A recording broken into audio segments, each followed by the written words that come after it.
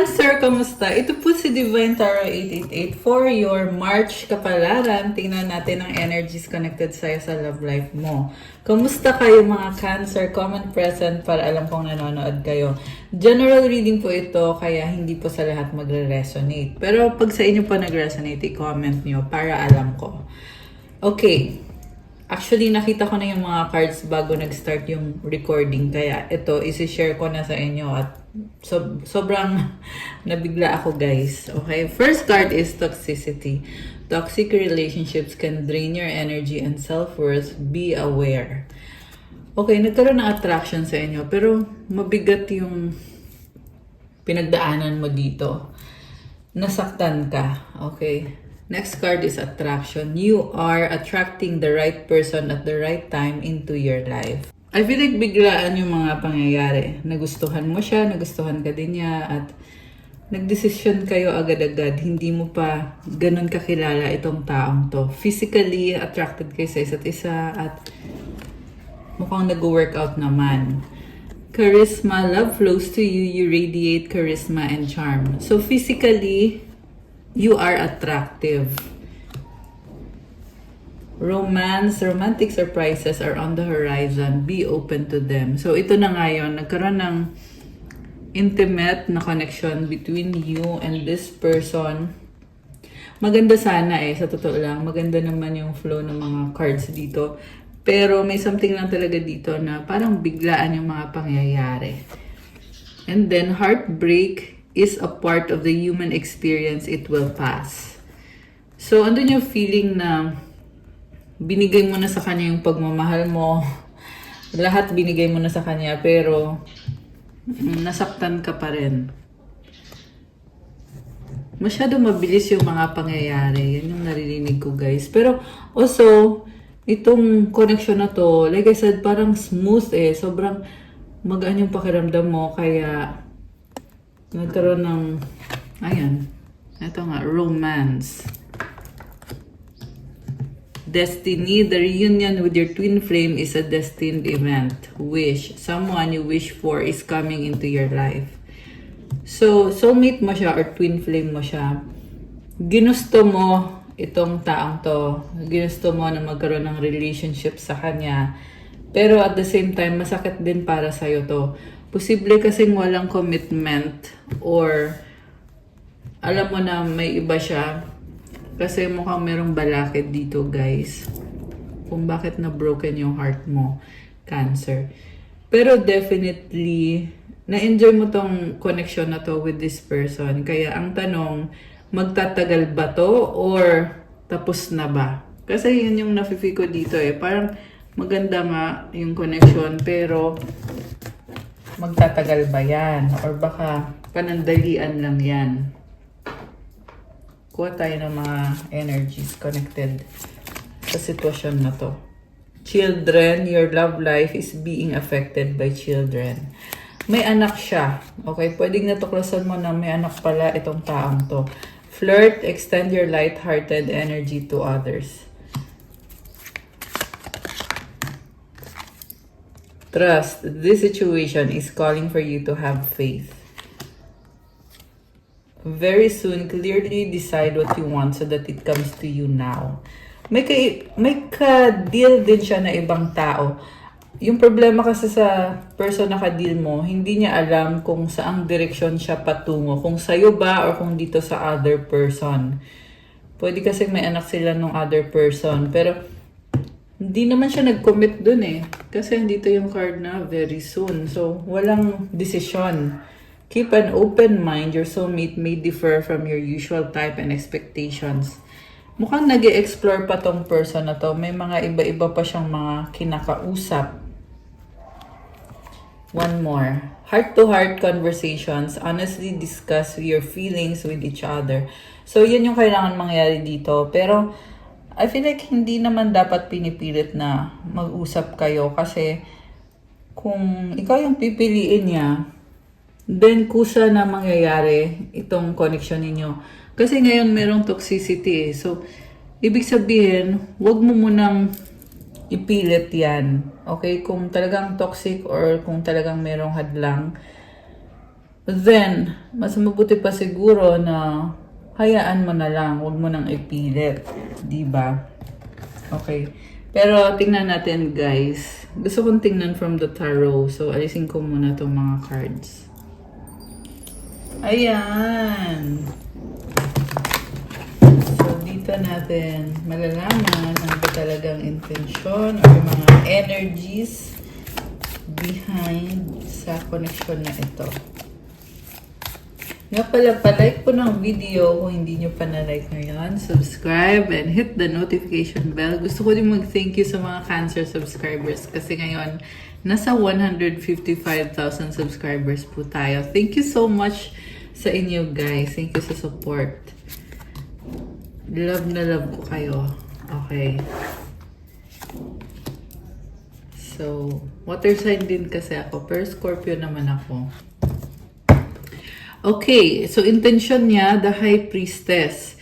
This is someone spiritual. Malakas ang intuition niya, pero tahimik masyado, malihim, masikreto. Ang focus niya ngayon is itong energy na nakatrap.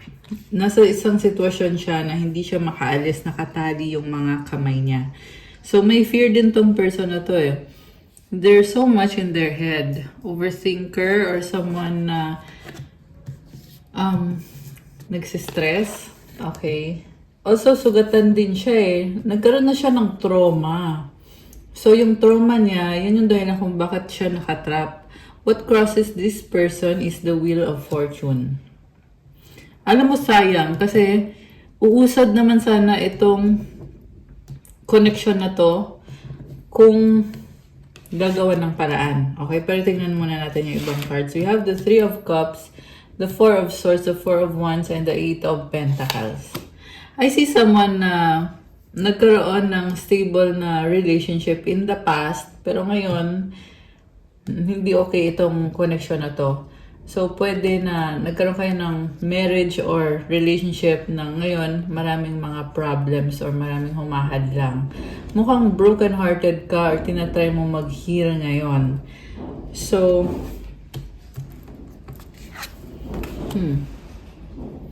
alam mo, Cancer, ang sinasabi dito, ang lakas ng intuition mo ngayon. Alam mo kung anong susunod na mangyayari. And may mga spiritual download ka. Malakas yung pakiramdam mo. Okay, so magtiwala ka sa sinasabi ng intuition mo. Ngayon kasi, kailangan mo munang mag-heal. Roles can be reversed. Yung nakikita ko merong trauma dito, pwedeng ikaw to. Okay, kailangan mo i-process yung mga nararamdaman mo. Kasi sa near future, magiging better ka na. Ngayon, masyado mong in-overthink yung mga bagay-bagay. Sa near future, mas magpo-focus ka sa finances mo. At magiging successful naman din. Five of Pentacles, Ten of Wands, Magician, and the Knight of Swords. Okay, so kung sino tong person na ka-deal mo, very controlling siya. Ikaw naman nada-down ka ngayon. Kasi feeling mo nawalan ka. So, kailangan mong umusad, kailangan magkaroon ng pagbabago. Kailangan mag-move on, syempre. Pero ang maganda dito kasi andito si Magician. Ibig sabihin, you are ready. You have all the tools na kailangan mo to create the life that you want. So, tingnan mo, may waves pa dito. Meron siyang mga tools. May pentacle, may sword, may cups, and ano pa yung ibang tools niya. Ito yung wand. You are ready. Okay? Samantala yung person na ka-deal mo, iba na yung sitwasyon niya ngayon. Sabi dito, hindi siya masaya kung sino man yung pinili niya or pinalit niya sa'yo. Okay? Tingnan mo, nilalamig. And then, clarify natin Kasi may nakita kong past love, merong new love. So, dalawang person yung ka-deal mo. Yung kaninang sa first part ng reading, mukhang new love yon. Pwede din namang nasa past na yon. Okay, tingnan natin Gusto ko muna tingnan itong past person kung bakit ganyan. Page of Swords, Knight of Pentacles, Seven of Cups. Okay. So, mukhang ending na to ng relationship ninyo. Dati, sineryoso niya yung relationship nyo. Ngayon kasi, mukhang magkalayo na kayo. Confused siya ngayon. Ang dami niyang tinitingnan na mga options. Pwede itong nakikurious pa rin siya sa'yo. May mga gusto siyang itanong sa'yo. Pero at the same time, iba na yung priority niya. Okay? Oh, meron pang isang card, oh. Hierophant and the Two of Wands. Merong naghihintay. Okay. So, gusto kong i-clarify to. Oh, the Lovers is here. King of Wands. Oh my gosh. Strength. Alam mo, there's so much attraction between you and this new person. Si King of Wands, ibang person yung nakikita ko dito eh. Iba pa yung past person, iba pa yung present. And yung person na to, you are strongly attracted sa isa't isa. Yung nga lang, meron siyang mga ginagawa na ibang-iba siya. Okay? King of Wands kasi yung card eh. So, pwede tong businessman yung kadir mong person, kaya ibang-iba siya. Or this is someone na may iba pa siyang kausap, pero ikaw yung gusto niya, ikaw yung mahal niya, pero mukhang meron pa tong ibang kinakausap. Or this could be someone na very creative, passionate, fire sign, Aries, Leo, Sagittarius, meron ding Gemini, and malakas ang Leo energy.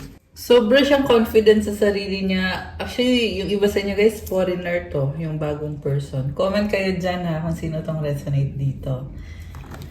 Anong intention ni new person? Una sa lahat, loyal siya sa'yo. Okay? Chariot. Oh my gosh, may travel, forward movement, mabilis na energy.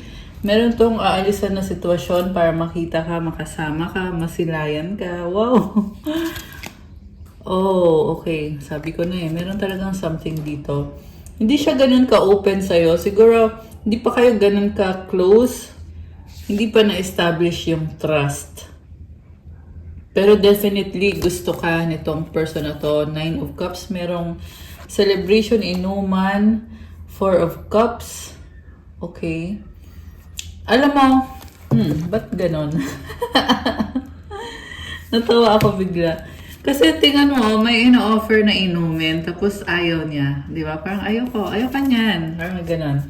So, siguro, nangyari yan. Okay, comment nyo dyan. Kasi, natatakot ka ding magtiwala eh. Marami ka nang naranasan dati na nasaktan ka lang. Okay, not necessarily sa love life mo. Pwede yan sa ibang mga tao na ang hirap magtiwala. Mas gusto mo yung independent ka. So, tingnan mo to, oh. This is actually Cancer energy. Ang nakikita ko sa'yo, kayang-kaya mo sarili mo at binabalanse mo ang mga bagay-bagay. You are strong deep inside and you are also full of love, Cancer. Okay? At na-attract mo itong new person na to. 3 of Wands.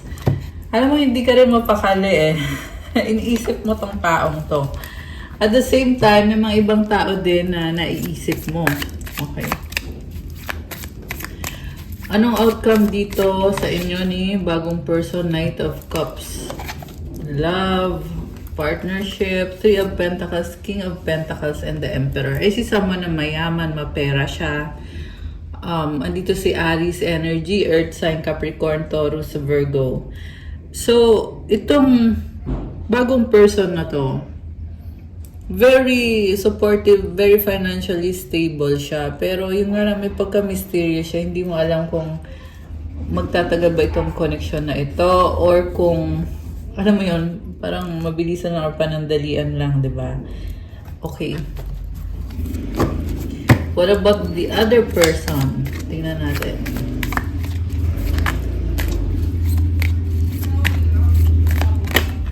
Tower. This is an ending, a transformation. 7 of Wands, the Moon, and the 2 of Pentacles. Sobrang defensive ngayon itong past person. So, I'm telling you guys, huwag nyo na, hayaan nyo na yung past person. Kasi itong si new person, it seems very promising. Ayan oh, Death card. Ito na yung si past person. It's an ending. Okay? Kuha tayo ng mga messages. Anong mga energies ang na-attract mo ngayon or yung connected ngayon sa'yo? Tingnan natin.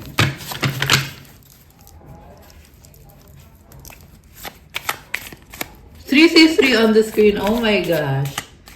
May mga synchronicities. So you have friend zone, BFF. Hindi ko alam, ewan. I like you, crush kita. Walang pag-asa. Cheating third party. Oh my gosh. Busy. Bedma. Possible, pwede, not sure. Oh, tumalon. Ano to? In a relationship. Separation. Okay.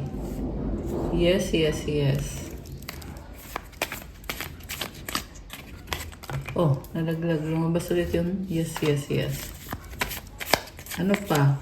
Parang daming nangyayari, sa totoo lang. Daming ganap. Crowded, magulo. Sabi ko na iba-ibang tao, iba-ibang sitwasyon. Ikaw pa rin, I still love you. So, meron dito Cancer, yung iba sa inyo guys, yung meron kayong ex-person na may bago na siya, pero still, mahal ka niya, nag-iisip siya. Okay. Tapos na the end, at mayroong happy. Anong advice for Cancer? Tingnan natin. Anong advice ang kailangan ni Cancer ngayon? Kailangan niyang marinig. Okay, ano yon? Independence. The more you learn to feed yourself on the inside and care for the inner child, the more freestanding you become. Help me feed and love this inner child, dear Lord. So, prioritize mo muna yung sarili mo kasi pag masaya ka, mas nagiging malaya ka, mas nagagawa mo kung anong gusto mo at mas masaya ka. So, feed the inner child. Ibig sabihin, ito yung ultimate happiness mo. Kung ano yung gusto mong magkaroon, then, ibigay mo yan sa sarili mo kasi deserve mo yan. May butterfly. Again, this is a symbol of transformation and growth. Also, this is a positive energy. Parang ang saya. Ayan, yan yung advices and mga messages for you. Please like, comment, subscribe, hit the notification bell. Kung kailangan niyo po ng gabay, pwede kayong magpa-private reading. Message niyo ako sa Viber or sa WhatsApp. Through video call po gagawin yung private reading. I-click niyo po dyan sa description box at dyan niyo makikita yung contact details ko sa Viber and sa WhatsApp. Thank you so much, Cancer. I love you guys. Have a good day. I just saw 222 angels on angel. 222 angels. Hindi, angel numbers. Ang sabi ko, I saw angels. So, siguro nga, andyan yung mga angel mo. Lagi kang sinasamahan, Cancer. I love you. Have a good day. God bless you all. Stay safe. See you again soon. Bye!